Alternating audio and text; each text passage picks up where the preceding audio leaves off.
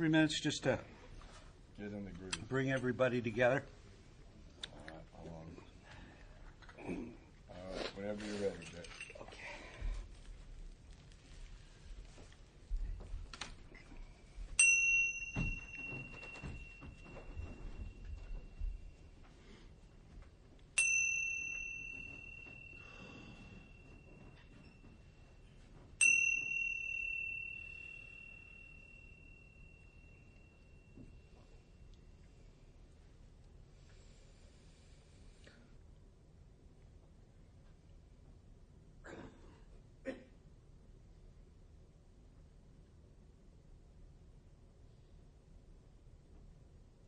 God, grant me the serenity to accept the things I cannot change, the courage to change the things I can, and the wisdom to know the difference. Morning. Happy Easter Sunday to you. Thanks for coming. We're going to have a topic today is my sponsees are nuts. Then we're going to have a little interlude and then some questions and answers. So my name's Matthew. I'm an alcoholic. So I wanted to touch on a couple things about this. This is a broad topic, so we can say whatever we want, I think. And we were talking last night, about how do we convey the urgency of doing this work and the ripple effect it'll have in your life and in other people's lives. But then we were just talking about it Sunday morning on Easter Sunday, so you guys are the faithful. We don't really need to convey this to you. But I'm going to talk about my experience, and I'm going to talk about one of my sponsees named Sean. Tell me about the guy that threw the big book at you. Well, that's a good short story. I'll start. Okay. Yeah. So this is how I got into the AA Hall of Fame. So I was sponsoring this guy in Santa Monica, and in Santa Monica there's a men's meeting at a restaurant on the 3rd Street Promenade, which is a pretty nice area, kind of a touristy area. And this guy had a shop. He had a head shop there, and he was struggling to get sober, but he would meet me and read, but he would never take any direction. So one day we're walking, and he's all anxiety-ridden and freaking out, and we're walking side by side with our big books. We're going to go sit. There's a bluff with some chairs where you can sit and look over Pacific Coast Highways down a cliff, and then the ocean, the Pacific Ocean. So we were going to sit there and read, and I'm sort of walking a few steps ahead of him, and he goes, I don't understand why my life's not changing. I don't get it. I'm coming to all the meetings, and I'm meeting with you, and I go, well, gee, I know why your life's not changing.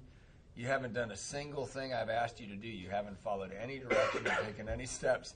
And I turn around, and the book's going right at my head. So I duck, and it goes over the cliff on the Pacific Coast Highway. I would love to think some drunken guy in a convertible had it land there. But I would be embellishing the story if I made that part up. So He called me and told me that, and I went, the guy threw the book at you, man? Well, that was the best part. I called Bill and I go, dude, do I have to sponsor this guy? I mean, he tried to hurt me. And he's like, no, I think you're good. And he's laughing. He threw the book at you, and he threw it hard. I mean, he meant to hurt me. And he went his way, and I went mine.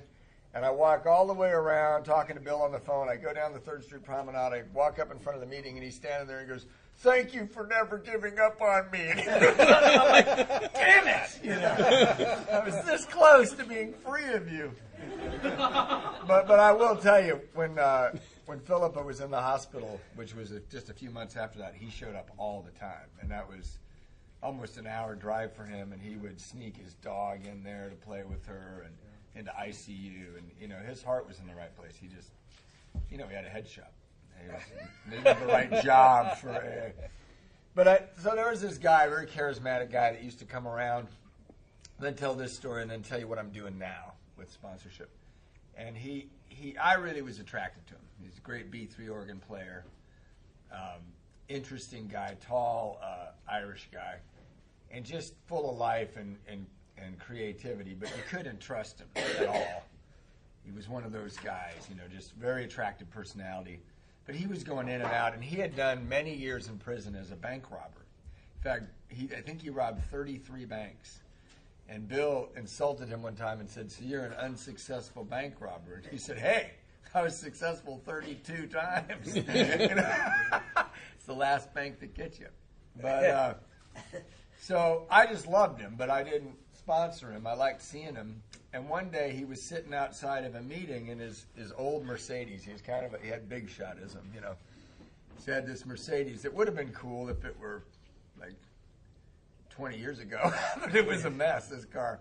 And I go in and I get in his car and sit down, and it's full of pot smoke. And I said, "Sean, did you do a fifth step recently with Dean?" I think Dean Thomas was a sponsor. He said, "Yeah." And I go, "What did you leave off?" And he goes, "How'd you know I left something off?" I go, "Well, I can smell it." You know? And I go, "Come on in the meeting." And I got out of the car and he drove away. And he disappeared for a while. And we had been friends for maybe over a year then, and he disappeared, and I was really worried about him. And then I get a call, and my wife is standing in the kitchen with this tiny kitchen. She's cooking, and the phone rings, and I pick it up, and it says, no, I get a call before that, about 2 weeks before that, and he says, "Hey, it's Sean." And I said, "What's up?" And he goes, "Man, I'll do anything to stop drinking. I'll do anything to stop drinking. I'm stuck here in Ohio." He'd gone on a Geographic, and he goes, "I'm in a hotel, and I got to stop. I'll do whatever you say. Will you sponsor me?" And I said, "Yeah." I said, "I think I can get you a bed at a sober living house." And immediately he changed. He said, "Well, I'll give you a call in a week or so." And I go, no. And it clicked, right? So 2 weeks after that, my wife's cooking, and I'm standing talking to her after work, and the phone rings, and it's a collect call from the Green River, Wyoming jail from Sean. "Will you accept the charges?" Just to find out the story, I'm going to accept the charges. Yeah, it's worth it. It's always interesting. Yeah, so I accept the charges. And he says, "I can't believe I'm this stupid." First thing out of his mouth. He said that about 5 times during the conversation. And I said, "Well, what happened?" And he's forgetting that he's on a phone from the jail, so they're probably recording him. And he said, "Well, I didn't want to stay in sober living, so I found these guys that would pay me to transport 180 pounds of pot from Ohio to California." So that was his plan. I'd get a bunch of money, I'd rent an apartment, and I'd get sober. But the wrinkle in his plan was he was nodding off on morphine, I think, and he got a flat tire outside of Green River, Wyoming, and he got out of his car, and he had a camel's hair coat on. So rather than change the tire himself, he called a tow truck.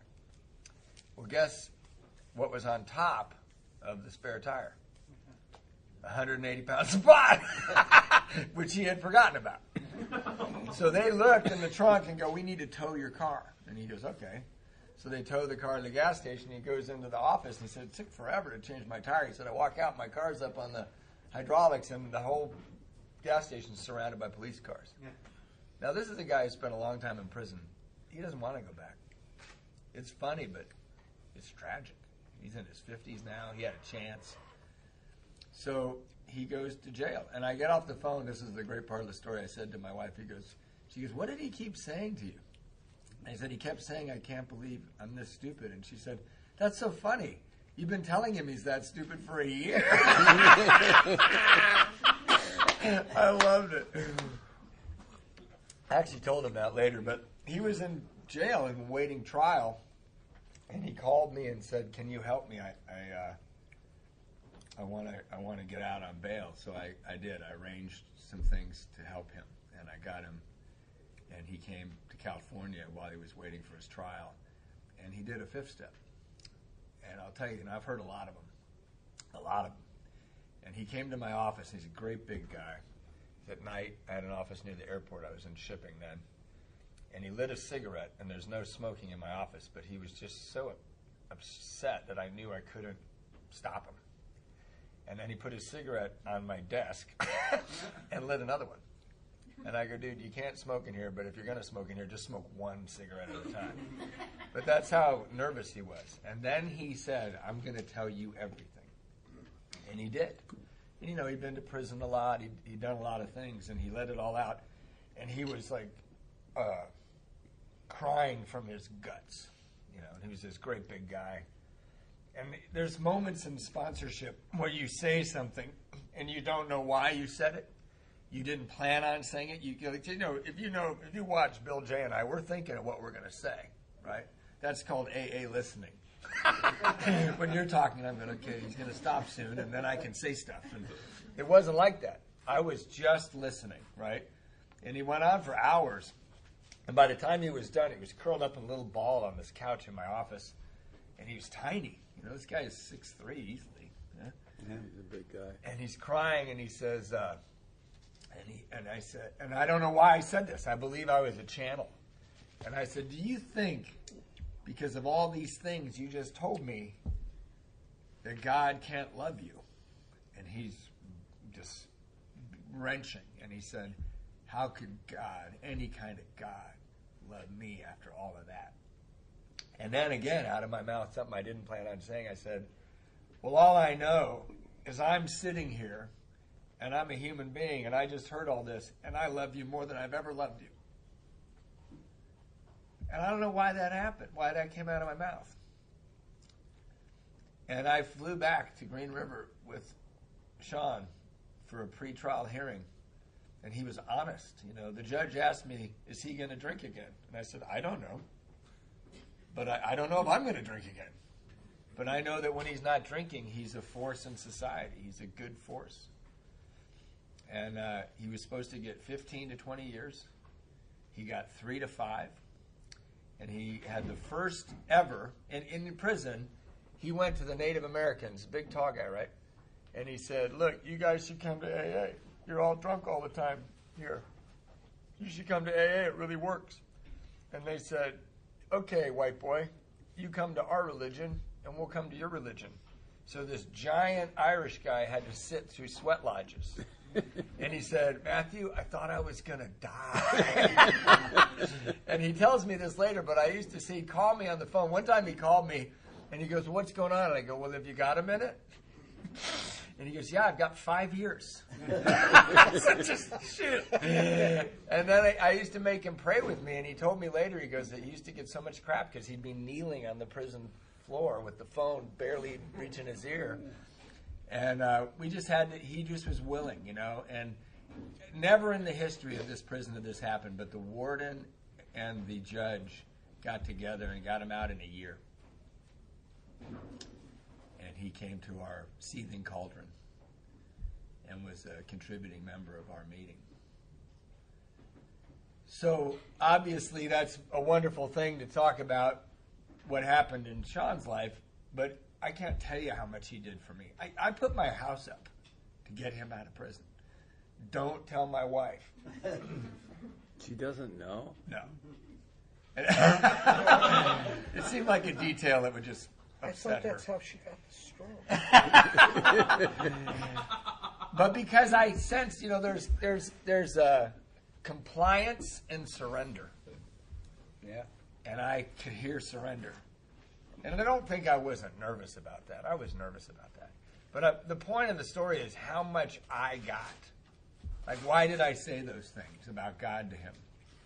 When I went back out in my parking lot that night after that fifth step, it looked smaller. You know, like when you go back to your old school, and you're like, wow, the desks are so small, and this was such a big place. He changed me. And we had a very loving friendship. He's not, I don't know where he is now. He's a rascal. Yeah. But for a long time, he did a lot of good work and helped a lot of people. But anyway, I'll just finish with this. You know, I very rarely, when I get to talk at meetings, get up to what it's like now, you know, because there's a lot of stuff that happened. But what it's like now is 2 years ago, I moved to Washington from Southern California. And it was scary and painful because we had a great life in Southern California. But I'm the sole breadwinner because of my wife's disability. And I've been with the company a long time. And they were going through a downsizing. And they said, we can offer you this promotion, but you have to move. And, you know, I had 2 teenagers who were surfers and had great friends and lived in the sunshine. You know, Rory, who's sitting up there, used to throw his backpack in the door at 2:30, and then I didn't see him till dinner. He'd take off on his skateboard or take his surfboard with his friends. And we had a great life. And I had all these guys, you know, and I had my home group and lots of service work. But we moved to Seattle, and it was really upsetting. You know, I didn't sleep for months. I'd go to sleep at 2, 3 in the morning up there in this new beautiful house we bought, and I'd wake up too early, and I'd wonder, what have I done? What have I done? You know, and I did a couple things up there that were really important, and I want to share them with you. One is I built a cabin in the back of my property. I have 5 acres because when you sell a tiny little box in Los Angeles, you can buy a mansion in Washington. So I sold my box and I bought 5 acres. I have a pond and a beautiful house. But, you know, I wake up in darkness. I wake up with heaviness. I wake up like an elephant sitting on my chest like, what did you do? Is this about you? Is this really about you, or is it about taking care of your family? And I can tell you, I don't know. I just made the best decision I could make as an adult because I have to support these people. You know, it isn't like I was dying to move to the Pacific Northwest. But I built this cabin, and because of some things Jay started with me where he was worried because I told him I wasn't meditating much years ago on the road.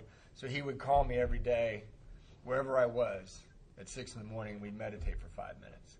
Well, that blossomed into a community, and I meditate for half an hour now from 5:30 to 6 with 4 or 5 of my sponsees, depending on who shows up, on a conference call. So I built this cabin. It's at the way at the back of my property. In the morning, I get up at 5. I walk back there. I read some spiritual literature, actually the same thing every day, but it's a big, long book. And then I light the candles, and I call the boys, and I sit still for half an hour. And sometimes I go deeply into meditation, and sometimes I just sit still for half an hour. But it's never not worth it, you know. And believe me, it's 30 degrees sometimes when I walk back there. I didn't know that oil in an oil lamp could freeze. Do you guys know that? It can, which makes the oil lamp useless. And there's no electricity out there. There's just a wood stove. But I can tell you now, I don't know what I would do if I didn't do that. Because it's a big burden, and I had to learn that it's not all, you know, don't worry, like make sure they're okay, do everything you can, plan some good vacations. And my wife, I was really worried when I moved up there that she would not be okay because she has inhibition because of her issues, and we're kind of out in the country, we're a little far from town, and you talk about things unfolding, consciousness unfolding. Bill would call them coincidences, I call them consciousness unfolding, like God, is that I went to the soccer tryouts with my daughter. I flew her up there because I thought maybe I can get her on a soccer team. She'll make some friends. And the coach is from Ireland. And I said, oh, my wife's from Wales. And he kind of whipped around. He goes, your wife's from Wales. Where do you live? And I said, well, we bought the house on Spruce. And he goes, I know that house. And a couple of weeks after we moved there, 3 or 4 cars pulled up with 10 women from Ireland, Scotland, Wales, all of Great Britain. And my wife has more friends than she's ever had in her life. The other thing I did is I started going to meetings up there, and it's weird. No one wants the new guy from California to sponsor them. In fact, they don't really want him to share that much either, because I share about the steps and stuff, and I had a hard time finding meetings where I felt like they were even being respectful to Alcoholics Anonymous. So I went on a speaking thing to Colorado one time, and my host said, we're not going to go to the speaker's breakfast this morning. And I was feeling this emptiness and this disconnection when I lived in Washington. So we're going to go to the Salvation Army men's home because they need you more than you need to go to that breakfast. And I said, oh, that sounds great.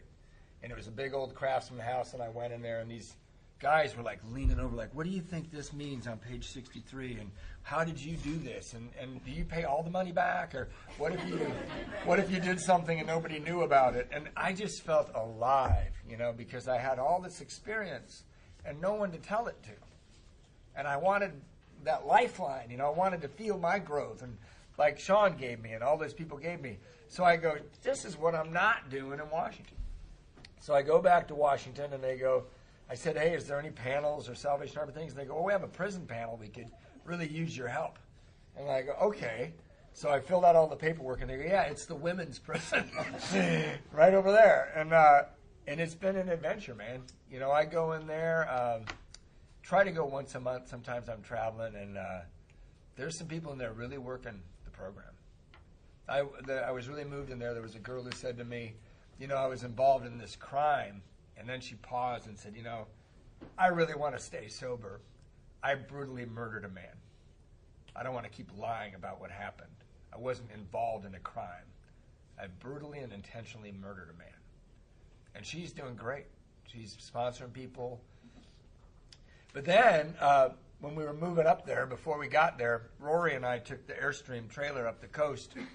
And my wife and daughter, who no one wants to move, right? My wife was more game because she likes adventure.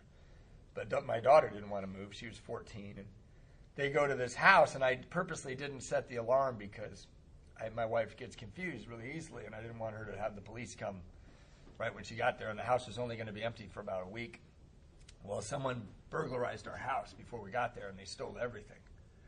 They stole the speakers out of the ceiling and the new computer I bought and some of the furniture and the beds that I bought. Weird. And you know that guitar that introduced me to my wife at the bus stop? They stole that. And I had hidden it in a crawl space in the top floor thinking, because I'm paranoid about guitars, and they found it.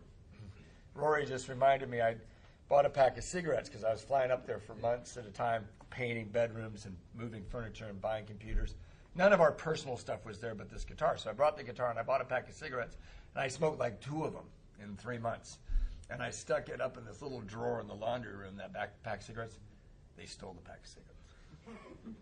They were in there for maybe days. So then I'm doing this prison work, and they said, hey, maybe you should, you've been showing up for the prison, and we can't get anyone to go to the county jail. And I go, well, I'm getting a lot out of this prison work. And I want to tell you, almost every time I go, oh, crap, I'm supposed to go to the prison, I don't want to go. I like home. I like my guitars and my wife and my children and my dogs. But I go and I float home. And it's different every time. So I get to the county jail, and it's darker. It's more grim than the prison, quite frankly. Those guys are in for a year or less. Some are waiting for sentencing. Most of them have lived there most of their lives. They're in and out and in and out and in and out. And I go, and there's a big panel of cells up here and a big panel of cells down here, and the guards are outside looking at me through glass, but they can't see them. There's mirrors. And I knew from my training that I need to control this. There's going to be more of them than me. And when they come out, I just run up to the stairs and I shake their hand and go, hey, I'm Matthew. I'm from AA. What's your name? And they tell me their name. I go, hey, if you're really serious about recovery, we really welcome you. If you're not, you can sit in your cell and keep the door open. That's fine, but we want to make sure you're serious. I try to set the tone, and it goes well. These guys, they have my back, you know. And then they let the bottom out. This all happens. And I go back home and think, God, you know, I think I'm connecting finally. I've been going for months. I think I'm reaching them. And on my desk is a letter from the Kitsap Corrections Department. And it says, I think, oh, maybe my badge is revoked or something. I can't go. Maybe they did something, background check. And I open it up, and it says, you know, the guy who burglarized your house is being housed in the Kitsap County Jail. So I'm 12-stepping the guy.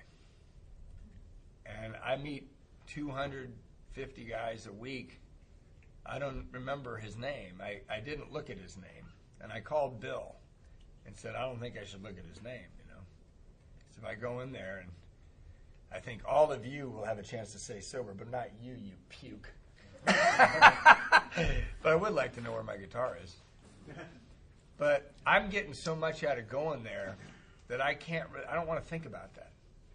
You know, I'm now connected to AA, although still hardly anybody knows me at the meetings. And one funny thing, I'll finish with this, is when I started at the prison, these women said, hey, we're trying to organize a conference. And I go, great. I have a lot of experience with conferences. So I helped them organize this conference. And a week before the conference, the speaker canceled. And they said, they called me, and they said, our speaker canceled. And I said, you know, I've spoken at a couple of conferences. And they go, yeah, Matthew, we want a real speaker. So I didn't speak at the conference.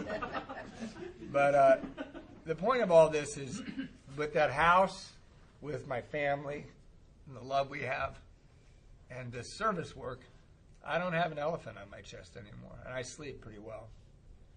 And I know that it isn't all about me. You know, a friend of mine his sister was a third grade teacher, and the kid wrote a poem, and I think this is so beautiful about AA. His third grader said, I'm very small, I'm very small. But I'm part of it all. And that's where I feel like I finally found my place. So, thanks.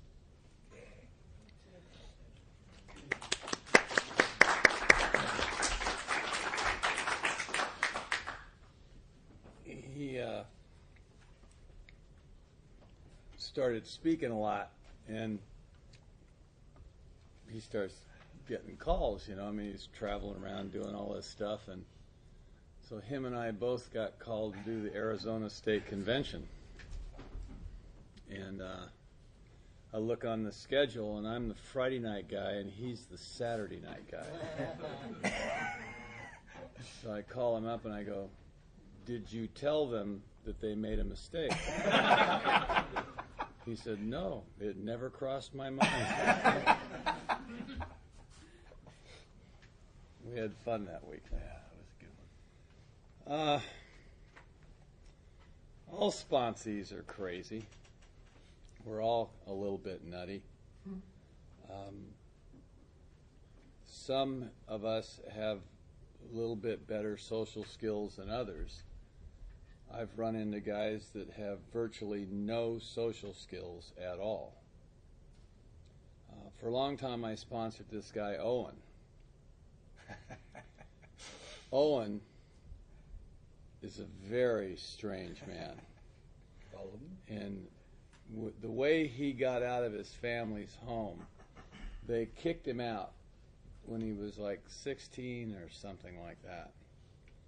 And he went down the street to a house that was under construction and just moved into it.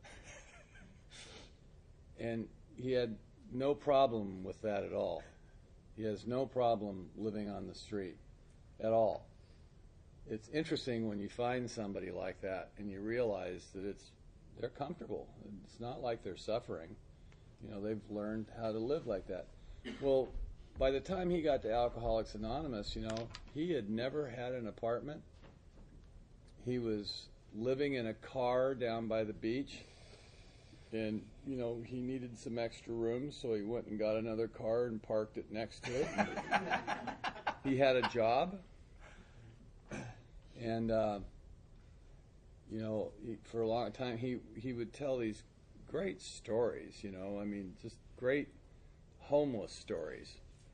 And he was sleeping in a park in Victory Park, and he'd be drinking, and he would always save some at the bottom of the bottle, an inch or so for breakfast, and he felt secure that there was still some left in that bottle. He could sleep okay because he knew that if he woke up, he'd have something to drink, and he'd have more medication. And he woke up, and there were ants all over him. And he goes, "Why are there ants on me? I'm not dead." And that was his reaction to it. And it's like, and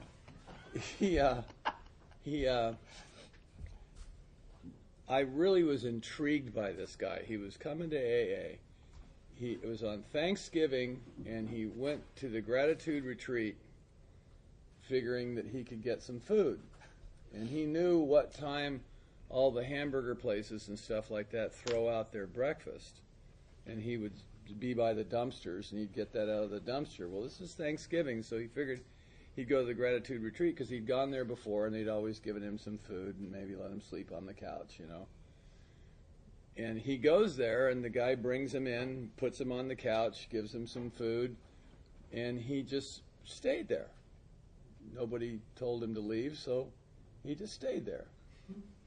And this guy, Paul Rigoni, who's a plumber in AA, would go down to the gratitude retreat when he needed some guys to dig a ditch or something to lay pipe. He'd say, "Anybody want to earn a few bucks?" So he tells Owen, "You want to earn a few bucks?" Owen goes, "Yeah." So Owen goes with him. Owen became a plumber, and he just never drank again. He just stopped. And I'd look at him, and he would tell me this, and I'd look at him, and I go, "Don't you think that's remarkable?" And you think about it, you go, "No." I mean, this guy's a gutter drunk. I mean, like, just like you envision, like when you see in the movies. This is this guy walking down the street talking to himself, you know. I used to drive around with him. We'd be going somewhere, and he'd see a homeless guy, and he knew all these guys, and he'd yell at him and cuss at him, "Get a job, you son of a..." You know. Oh, and I mean, he wasn't like friendly to them, you know. It's like, that guy's a loser. No shit, you know. It's like, and so I started pursuing him. He was coming to our Monday night meeting, and he didn't have a sponsor. And he would take a birthday cake and tell everybody how he was not working the steps. He was, you know, because we all in there talking about working the steps. Owen, whenever he'd share, would be sure that we understood that he's not working the steps and that he's perfectly fine. Thank you, you know. And then he would tell these crazy stories. And I just love the guy. I just thought, this guy's a jewel. He's a gem, you know. So I start pursuing him. And I said, you know, you need to do an inventory. And he goes, well, I've written some stuff down. I said, well, come on over. Let's read it, you know. So he comes over to my place, and he reads me his inventory. And it's, you know, it's a mess. It's no columns and nothing. You know, he just wrote out some stuff and confessed some horrible sins, which didn't seem to disturb him in the least. He just, I guess this is what they want to hear about. You know, I mean, he's almost emotionless. He's an interesting guy. And he gets done, and I go, great, now let's start over. He goes, what? I go, we're going to read the book. You and I are going to read this book together, starting from the first page. And he did. And we started working the steps, and he did another inventory. And he, I told him, I had to tell him things like, Owen, bathe. He goes, really? Why? It was like that. I mean, it's like a true answer. Like, really? Why? What difference does that make? You smell. You know, when you walk in the house, you know, it's pretty odorous, you know. So bathe. He goes, okay. And he'd bathe. It's like here? Okay, you know. It's like, and he was compliant. You know, he listened to me. He comes over to my garage. I'm working in the garage one day, and he says, how do you ask a girl out on a date? I go, really? He goes, yeah, you know, like, what do you do? How do you do that? And this is a 30-year-old man, you know. And I said, well, you ask her, would you like to go see a movie? He says, they actually do that? You take them and get them something to eat and go see a movie and stuff? And I went, yeah. And he goes, well, don't they know that you just want to have sex with them? Yes. I mean, why bother with, why don't I just walk up and say, hey, you want to do it? And I said, yes, Owen, they know. We just don't say it out loud. We pretend like we want to know them better. And then if we're lucky, they'll let us have sex with them, you know. And he listened to me, like, real serious. He wasn't laughing. He goes, oh, okay. You know, okay. So he would come down to my office and read the book with me and stuff. And I had a secretary there. And he asks my secretary out. And this guy has got surgery. He had surgery. He's a hair lip. And he's got a big scar here. He's always got about 7 or 8 days growth of beard. Not like 2 or 3. It's always, you know, he looks bad. He never combs his hair. And she said, okay. You know? Look at it, you know, like, what? You know? So she comes back, that weekend they had this date. She comes back and she comes in my office and she's cracking up, you know, and she goes, I said, God, what happened?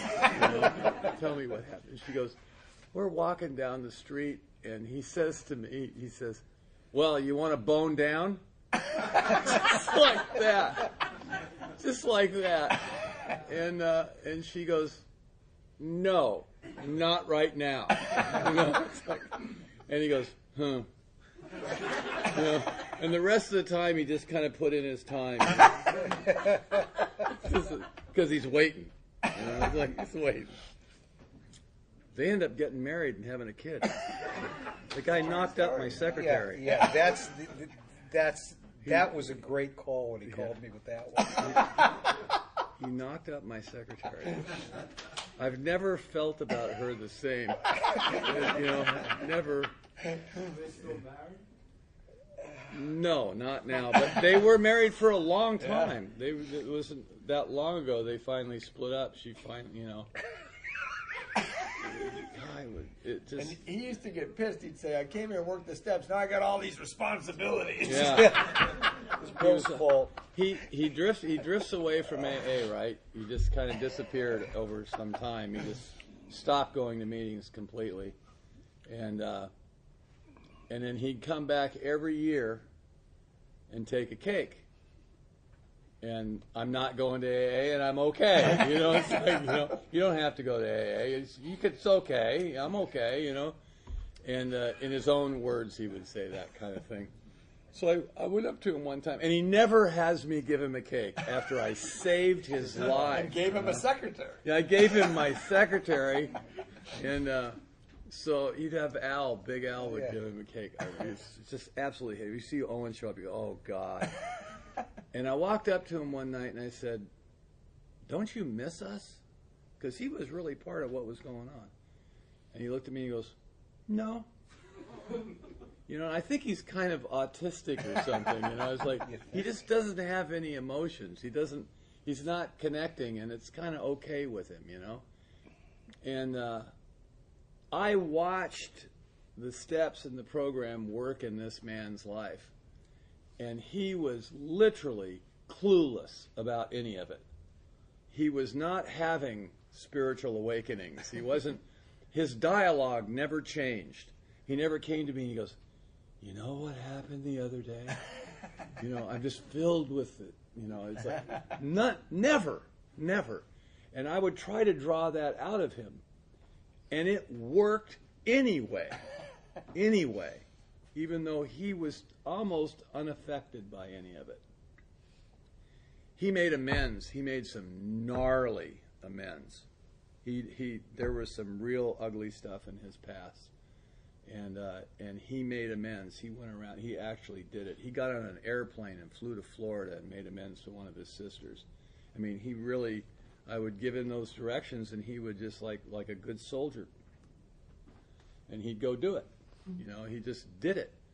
He went back to college and got his, you know, heating and air conditioning degree up in San Francisco, and put his own business together. His life got bigger. His life got larger. You know,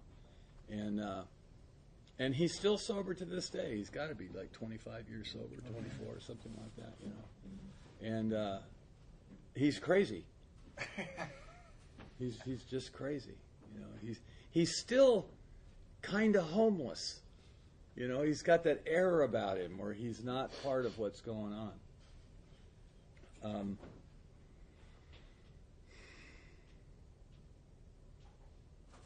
This guy Al that I talked about, where I went in with his mother when his mother was dying, recently he passed away a couple of weeks ago. And next Saturday we're going to have a memorial for him at my house.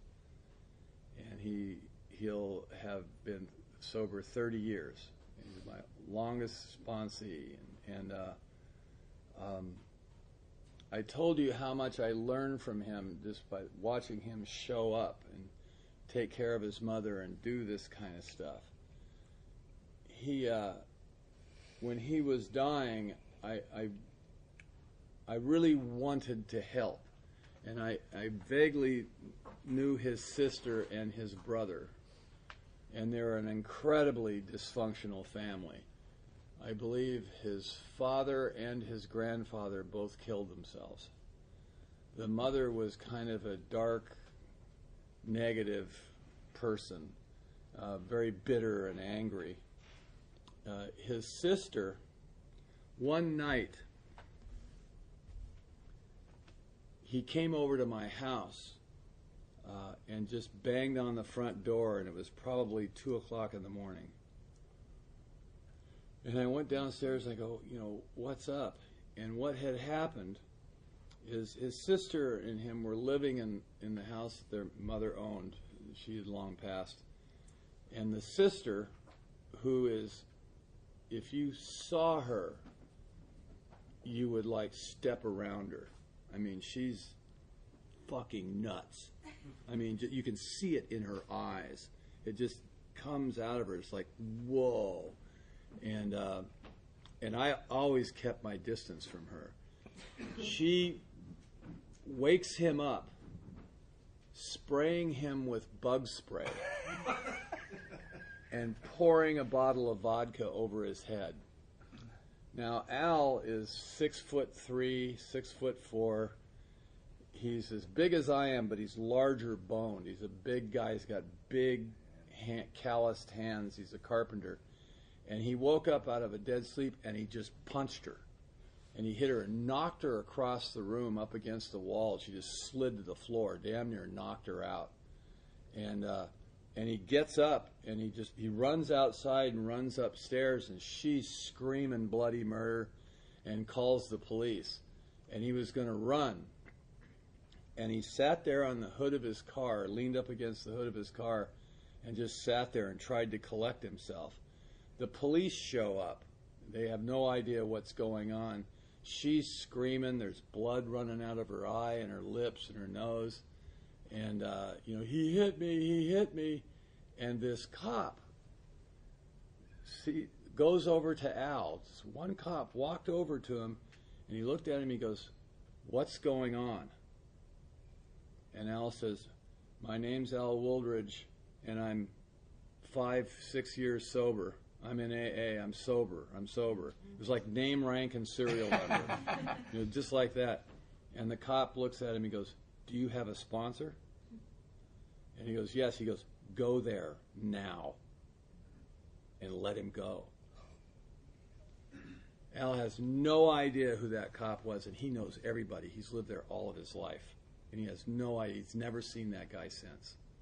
He has no idea who he was, but he clearly knew some stuff, And it was I think this man, whoever he was, sensed that there was just some crazy crap going on. Nobody really got attacked, and he let him go.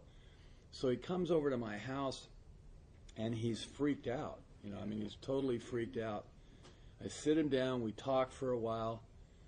In the morning, we get up, and I didn't know really what to do with him, so I took him to work with me. And he's sitting in my office, drinking coffee, and just sitting there, and we're talking. And so finally I took him, and we drove over to his house. And I walk in the house, and we walked into her bedroom, and she's laying in the bed, and her name's Mary Alice. And I grabbed her, and I said, "Mary Alice, are you okay?" And she just kind of mumbled something, and I rolled her over, and the whole side of her face was just completely swollen up. Her eye was completely shut. It was like, whoa, man, he nailed her. And he's standing behind me crying. He still couldn't figure out what the hell happened. We never were able to figure out what was going on with her when she did that. Fast forward to like a month and a half ago. I decide I'm going to try to really help them. He had some insurance issues, and he had, nobody. I didn't think that anybody was going to take charge of taking care of him, because I figured she was completely incapable of it, And so I walk into this situation. At one point, I'm in the hospital room, and the brother and sister, Mary Alice and his brother, are fighting with each other. These two people had not spoken in 7 years. This drew them together, the dying of their sibling. And I yelled across the room, I said, "Stop fighting!" And they both stopped. And I became daddy. It was just weird, But once that happened, I figured I could just order them around. You know? And that worked for a while. It actually worked for a while. And then I started having altercations with her. So I got my wife involved. And I figured women, you know.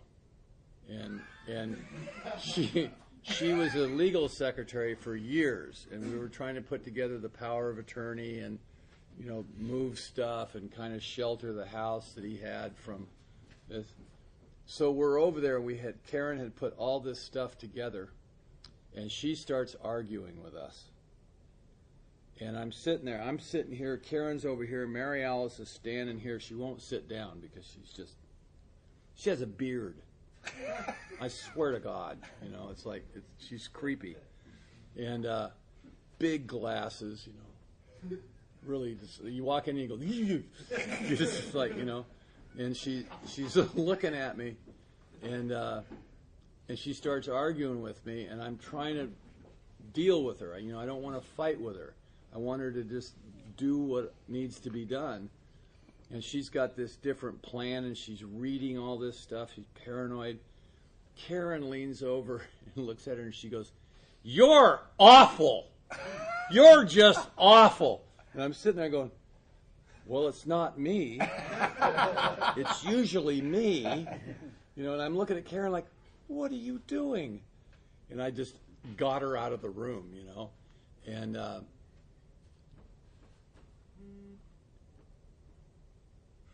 the reason I'm telling you this is I believe there's no limitations on how far we go in to people's lives. I don't want to be a psychotic participant in your drama, you know, but I'd known this man for 30 years.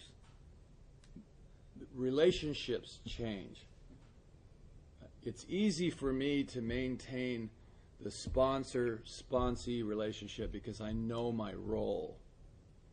And you'll hear that from a lot of people. Like, I'm just your sponsor. I'm not here to, you know, there's limitations on what I'll do. My experience is, as Jay likes to say, when my heart breaks, it breaks open. It allows more room. And I've been, over the years, more and more willing to get more intimately involved in what's going on with people that I've been working with. Some years ago, I started doing little fifth steps with a few of the guys that I sponsor. I did one with Matthew because I want to break down that hierarchical thing, because we're not just sponsor-sponsee anymore. That isn't what the relationship is. You know, we're bound together in a very spiritual way. It's very real. And with my friend Al, I'm sitting next to him one day, and he was slowly stopping talking. He wasn't talking much anymore. I walked in the room, and he had the phone up to his ear, and after a while I said, "Who are you talking to?" And he goes, "I don't know." And I picked up the phone, and nobody was on the other end. And it just kind of broke my heart. You know, I mean, it just, you know, he didn't know what to do. He was confused, you know. And so what do? You know what you do? You just lean down and you put your arms around him and you just kiss him on the head and tell him he's okay. Because he's like a little boy. Just a little boy. When his sister and brother would fight, you could see him get disturbed. That's the problem he had, was the two of them. He didn't want to see that. He'd seen it all of his life. And he didn't want to see that. And I told both of them that. I go, "Do you see what happens to him when you guys fight like this?" And she's completely oblivious. The brother kind of got it a little bit, but he's so full of rage and anger. And it's an alcoholic home, you know. Emotions are all screwed up. Sometimes we can insert ourselves into that, and we can help. We can bring some light into the darkness. But you have to pay attention a little bit, you know. It's not about, it's like when we had that fight with Mary Alice, I just pulled away from it. I go, I can't do this. I'm not helping anymore with this legal stuff. Let her handle it. She wants to handle it, let her go. And but I could be there for him and just hold his hand It's going to be okay. He looked up at me one time and he says, you know, you've always been a stand-up guy. And I said, so have you, dude. So have you. And he's a weird dude. He's a very strange man. You know, he calls himself Floyd for no apparent good reason. Everybody in AA, his sister was yelling at me on the phone one time. She goes, why do they call him Floyd? Why are they calling him Floyd? His name is Al. It's Floyd. I go, no, Mary Alice, he's Floyd. That's just been within the last 2 or 3 years, right? Because of the brain tumor. I said, no, for the last 30 years, Mary Alice, he's been whacked out for a long, long time, you know. You know, she just didn't understand that. And I think she was completely shaken up and shocked by the amount of love that was walking in that room, the number of people that came to see him right up till the end. He knew everybody. He'd walk his dog along the beach and talk to perfect strangers. You know, a month later, they're just best friends. You know, Al was like that. He's the kind of guy, and you didn't hear much about this. He'd drive down the street, and he'd see an old lady pushing a shopping cart with groceries in it, and she had just left the supermarket, and she didn't have a car, and she probably lives alone. He pulled over, stopped, would engage her in conversation, and he would do it in such a way where this woman who did not know him at all would trust him and load her groceries into his car, get in his car, he would drive her home, and then unload the groceries for her. Just because, you know. And every once in a while, he would tell me one of these things. He would, you know, he didn't go broadcast it, you know. He just would do stuff like that, you know. And so how weird was he, really, in the end? You know, my sponsees are crazy? Of course they are. You know, he came from a crazy place, you know. He's at peace now. You know, he's at peace now. And I feel really good him knowing, right up to the end, that I was there. You know. When I first started speaking at meetings, he went with me every time. He would just go with me, you know. And he never, ever, ever, not one time did he ever say to me, that was a great talk, Bill. You know. He would just go, yeah. And then the next time he goes, where are you going now? Where are we going? And he would just go. You know. Social skills, limited. You know. He even had an alias, you know. So, I mean, all three of us could sit here and regale you all day with these stories of these people that we've gotten involved in.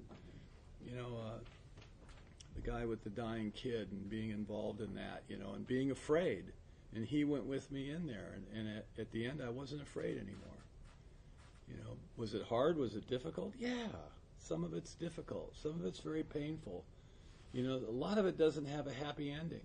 You know, you get close to people and they disappear. You get close to people sometimes and they turn on you for some reason. They'll turn on you, you know, and just get all pissed at you. Start bad-mouthing you and it comes back around, you know. It's like, you ever heard somebody in Alcoholics Anonymous say, be careful what you share in meetings because it'll get around?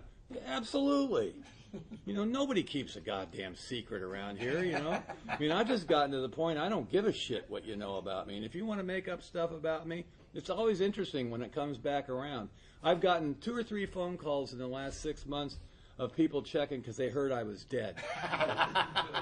You know? And no, not dead. Kind of screwed up, but I'm not dead. You know, it's like, who cares? It's AA. Who cares what people know? Who cares? You know? If you don't want people to know anything, don't share about it in meetings. You know, that's not what they're for. You know, don't share about it. You know, but that's enough out of me. Thank you.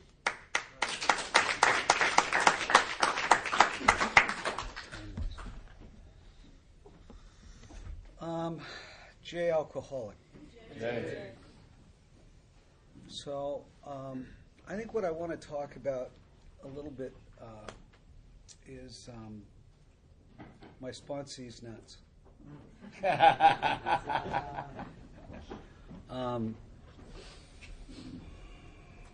So I'm sober an incomprehensible amount of time.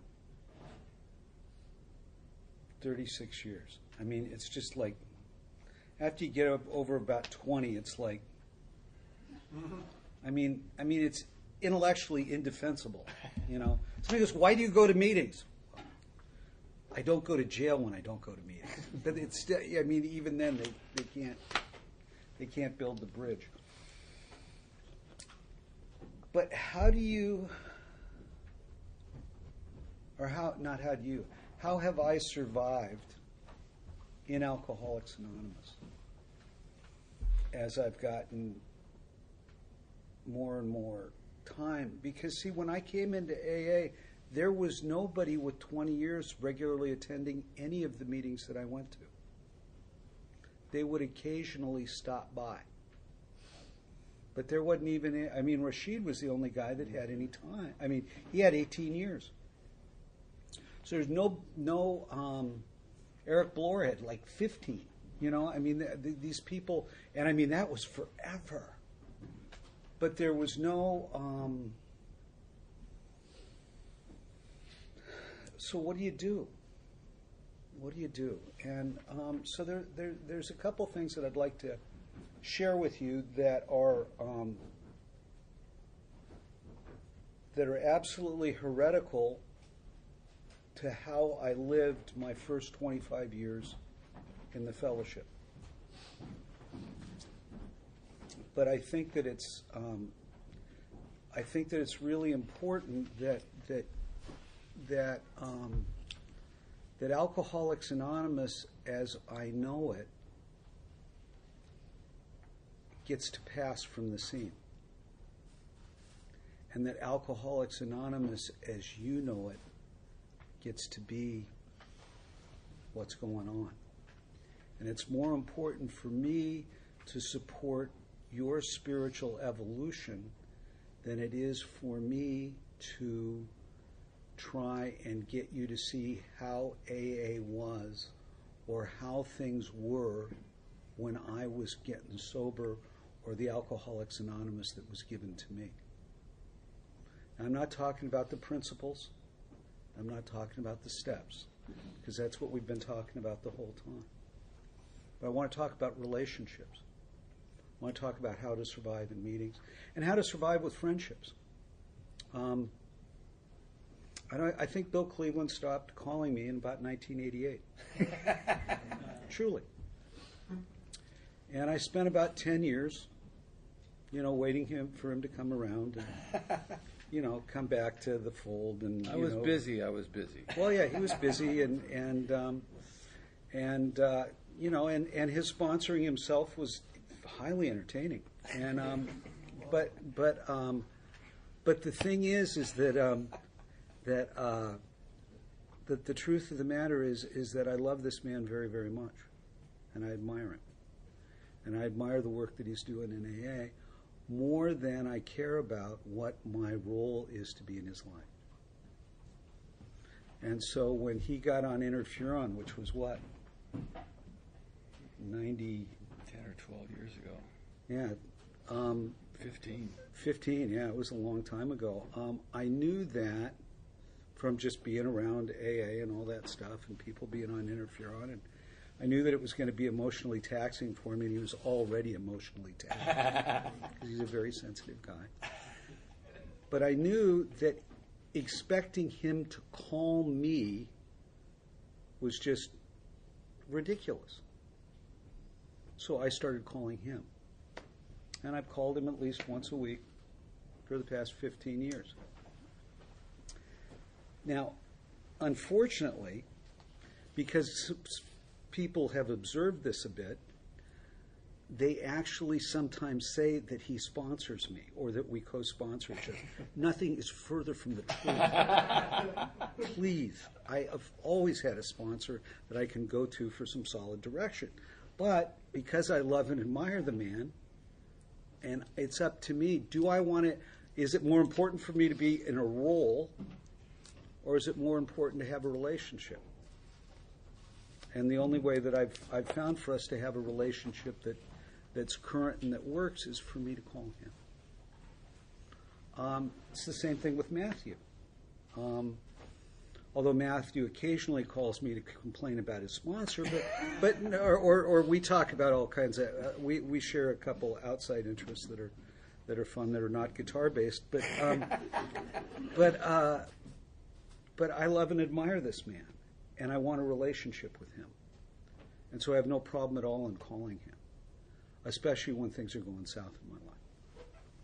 And I'm not especially when that's not true. I will tell him because we both have wives that have had profound challenges.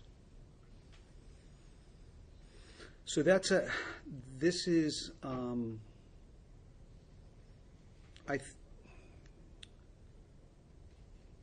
the Alcoholics Anonymous that I treasure is non-hierarchical. And that what we do collectively is more important than a top-down thing. Now, that's not to say that, when you're 6 years sober, that you don't just bang the hell out of them and get in their face and, work the steps or die and all that. I mean, but I'm talking about surviving in a tribal atmosphere. See, the thing here in Alcoholics Anonymous that we have is we have tribal wisdom that we can share. And it's not just from the elders down. And Bill Wilson was very, very clear about that the problem with elders in Alcoholics Anonymous is they think they know something and they want to control things. And that power just naturally gravitates toward it. And how do we create a mechanism where that doesn't? So I want to this is my experience, strength, and hope for you, is that that it is possible for the roles to morph and to become, I will always be this man's sponsor. Or well, at least until he fires me next week. But that... I kind of like you right now. Yeah. Well, because I'm talking about you. I walked into that one. Why did you shoot me? Well, you handed the gun and you said... But anyway, the thing is that... so there's that. The other thing is that... So this is one of the dearest relationships in my life. This is how it's changed. Now, how does that change within the matter of the home group? We're going out to hear Bill talk at State Line. It was a big deal for all of us when Bill got to go and talk at this particular convention, and we were driving out there, and I found a couple of tapes from one of the anonymous programs that was called Family Anonymous, and we found tapes of his parents talking about their horrible family situation, and it was wild. It was creepy. It was creepy. They're both dead, and we both loved it. But anyway, it was. And while I was there at this thing, I had this experience where I realized that I was 25 years sober and that I was more interested in making sure that what it was that was happening in my groups was as I remembered it, instead of allowing the groups to flower and change. And so I, who was very instrumental in the group inventories and all that, I decided to, on the drive back, I said, I'm going to stop going to the business meetings. Because I can change the business meeting just by the way I sit, by the way I look. I didn't scowl really. I got a great rat face Al-Anon look. And so I quit doing that because I trust the evolution of the collective more than my wanting things to be the way that I want them to be. And I trust, the people that put on this event and their spiritual evolution more than I want to trust my memory. And I want to support and create an environment where they can thrive more than I want to be acknowledged. I want to do that. And, how do I do that? With stuff like this. But I want you to know that it's been a very, very interesting thing. So then I, too, get this weird call to move to Sedona. Now, I was never going to leave the Hermosa Beach Men's Stag. They were going to cremate me and put me in the mop bucket and swab the floor of the Alano Club just so that I'd always be there Monday night. You might still do that. Yeah. I'm sure Adele would be happy to share. But anyway, and I sponsor. I sponsored some tremendous people, and went to just some fabulous meetings, and it was.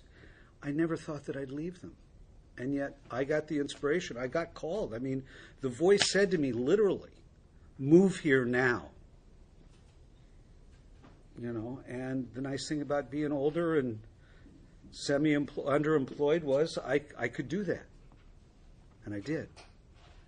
And I landed in Sedona. Now, I've been active in Alcoholics Anonymous in Los Angeles.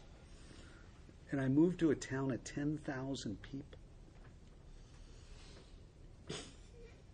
I was a little worried, you know, but fortunately, and fortunately, the mean age in the city is 48 years old. My wife said if I would have tried to bring her there 5 years earlier, she would have had to shoot me because there's just too many old people in the town. And I found an Alcoholics Anonymous experience that was fabulous because in this neighborhood that we're talking about and that I was involved in, I'd seen literally almost everyone get sober. So the position that I had in the meeting was not one that I wanted, but just always one that people will react. Who does he think he is? Why is he acting that way? You know, and I moved to a place that now I'm just a member. They don't care who JS is, or you know, they don't care, and it's been the most lovely thing. It's been the most lovely thing for me because I get to just be an AA member, and I was there about 6 months, and a guy asked me to sponsor him, and then we got and there was another couple, and got the critical mass. We got the first little book study done, and did that. You know, they're all odd about this California sponsorship and all that. And I did the same thing that Matthew did. I started going to the jail. I've been going for a while now, and the county jail, and it's been a wonderful experience for me to go there. And this is nothing new. Everybody that I know that's successful in moving in Alcoholics Anonymous, what they had to do was not rely upon the meetings, but to get involved in one of the service structures. H&I usually the easiest one, because when you get involved in H&I, some of the times you have a panel and you were actually able to bring people with you so you could invite people to come. In the county jails, you can't do that. You know, you're just you got a couple guys and that's it. But it's been a remarkable experience for me because I really get to feel. I really get to feel it. I really get to feel AA. And I get to see my face in those orange jumpsuits. And I get to see them in their green suits when they're getting ready to get out.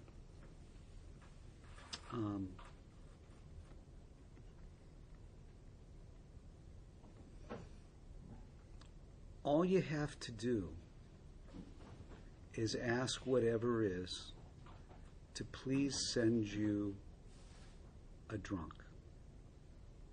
That's all you have to do. And then go to the meeting remembering that that's the prayer that you said.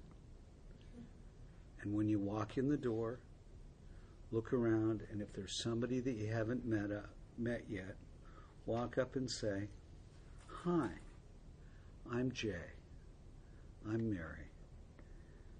I come to this meeting regularly, and I haven't had the pleasure of meeting you before. Do you have a seat? Are you visiting?" Instead of, "Are you new?" There's a great there's a great book that Dr. Bob used to give everybody that he sponsored called "The Greatest Thing in the World" by Henry Drummond. This is before they had the big book, and I'm sure even after. And he'd have them read it, and then they had to come back and talk to it about it. And at the end of it, Drummond is talking, and he says, and this is my experience. He says that I have seen almost every beautiful thing that there is in this world. But the real experience is in little accidents. Do you have it? No. Well, you know what? I'm gonna look. I've got it in my thing. No. Anyway, Drummond says that where the essence of the spiritual experience is in cold sips of water given on hot days. It's not the big thing. It's the small acts of kindness. And that's what we get to do in Alcoholics Anonymous. That's what sponsorship's about. You know, it's encouraging people to walk those places where they've been afraid to walk. It's about loving them fearlessly. It's about giving them encouragement in a way that their families never could. And yeah, are they nuts? Of course, but I think that it's interesting to see the moralism that we sometimes apply on people. You know, instead of looking at ourselves and remembering how broken we were. And I guess that's probably enough out of me. Thank you. And so, before we take our break, we just want to make a couple announcements that we're going to, just the last part of this workshop, and thank you for attending for 3 days and however long you've been able to come. We've really gotten so much out of it. But we're going to do a question and answer time. But before we do that, I thought we would honor somebody who's sitting here today. This is my sponsor, Bill. And today, Easter Sunday, everybody thinks belongs to Jesus. But we know. Well, we know it actually belongs to Bill. Bill's 31 years sober today. You ready? Happy birthday to you. Happy birthday to you. Happy birthday, dear Bill. Happy birthday to you. Now, Bill has a tattoo Oh, yeah. on his arm. It describes who he is, what he was, and it's horny. But it's misspelled. It's H-O-R-N-E-A. N-E-Y, horny. Because between the three of them, they couldn't figure out how to spell horny. So, 3 times, hip, hip, Horny! hip, hip, Horny! hip, hip, Horny! And the cake says, happy birthday, Horny. So have a break and eat cake with us, okay? Yeah.